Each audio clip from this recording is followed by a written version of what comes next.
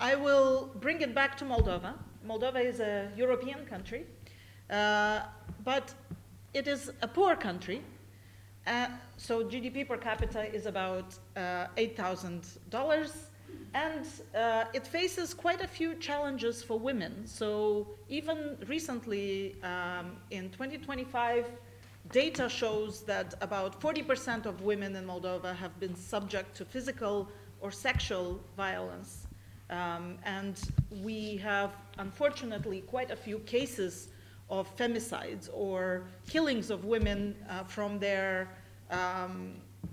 most trusted partners.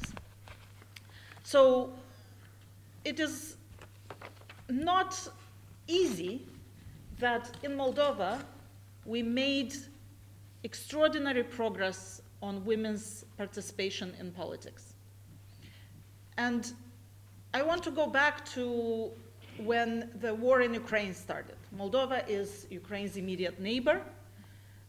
Its population is about 2.4 million people. This is the size of one region, the Odessa region in Ukraine. So it's a much smaller country than Ukraine, but in very close proximity.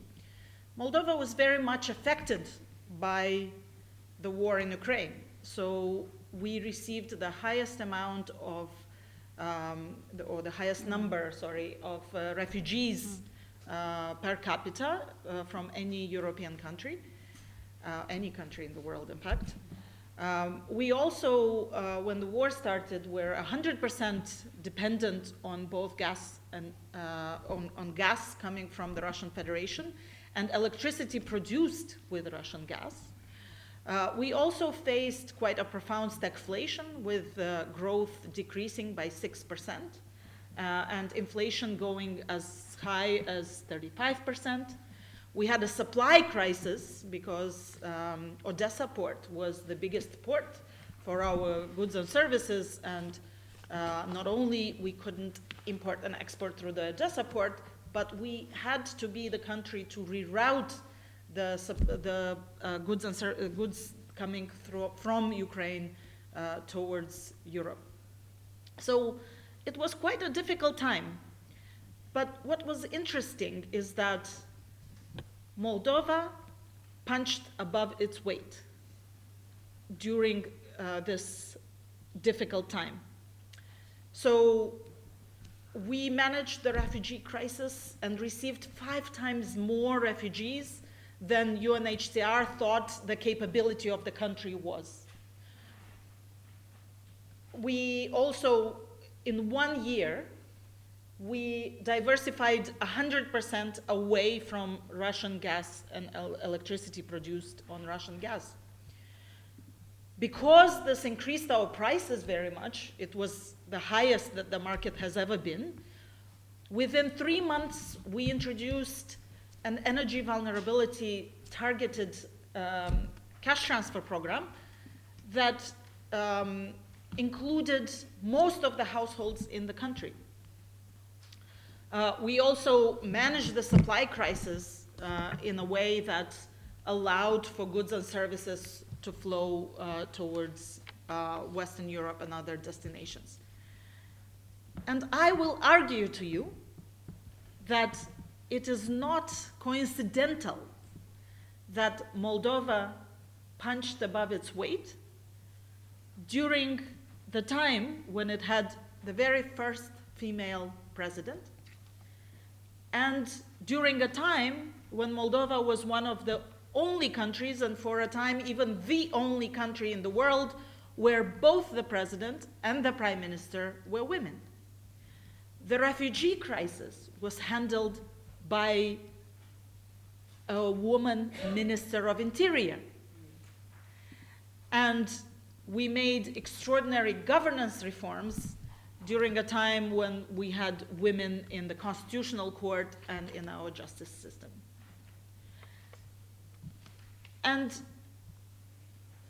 this shows that women are not only capable of dealing with these situations, but perhaps I will argue to you that in some cases they are better suited for some of these situations. And it doesn't matter if they are linked with war or security, if they are linked with energy, or they are linked with areas that are considered more traditional for women's engagement, like social protection or education systems.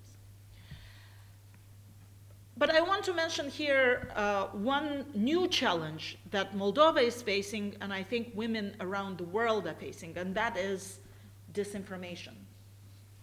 So we have seen in the last presidential campaign of 2024, where President Maya Sandu ran for a second term, we have seen an extraordinary increase in disinformation campaigns that are targeting gender stereotypes.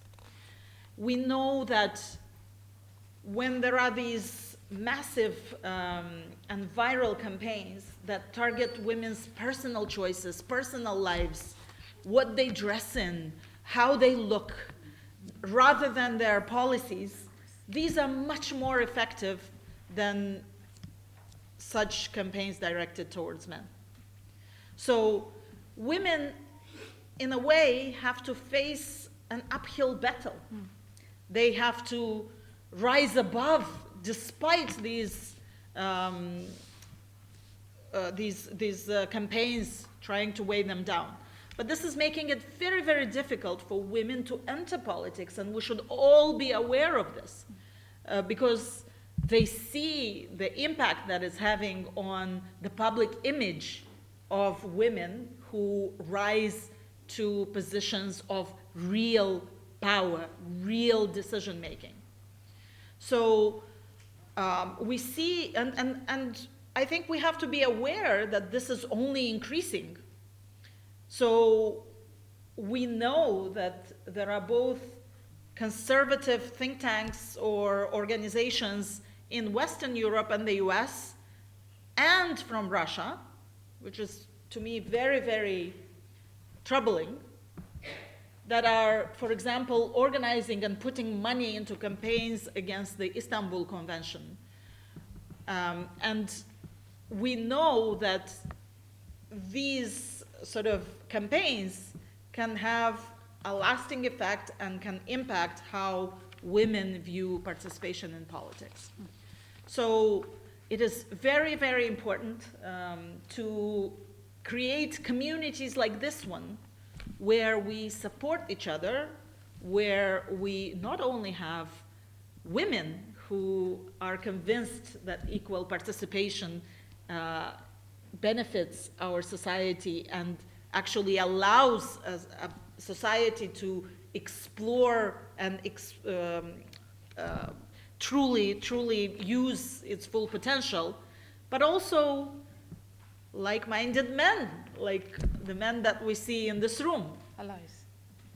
I want to tell you that it is with the support of like-minded men that we passed a double quota for women's participation in parliament, and we now have 40% women's participation, so 40% of our parliament are women. We also had their support in passing legislation that allow women to participate. So for example, better care for children, the ability of private enterprises to receive tax exemptions if they create children's care units in their place of work. Equal paternity leave, and paternity leave that can be used either by women or men, and many other decisions, including adopting the Istanbul Convention. And I want to finish on an optimistic note. It is a struggle. It is a constant struggle, and we have to fight an uphill battle. But it is possible. Mm-hmm. And we have more and more women role models that show us that this is possible. We saw the women who spoke in this room from different parts of the world. We see the example of Moldova and what it has achieved in terms of not only women's participation, but decisions that allowed it now to be a candidate country for the European Union. And look at our president, Maya Sandu. Just, I think last week, Telegraph named her World Leader of 2025. Oh. Because she was able... Yeah.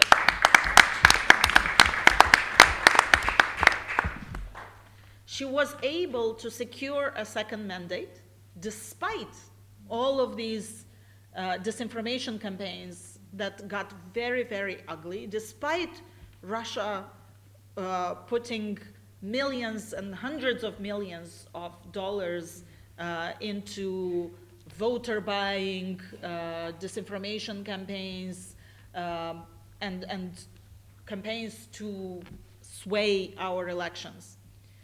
And her example, and you can hear her interview on Leading, actually, which was issued today. So her example shows us that we can rise above no matter what is thrown at us. But it requires all of us to stand together, to create communities, and to keep the energy into achieving equal representation of women. Because only in such a way any society can achieve its full potential. Thank you. Thank you.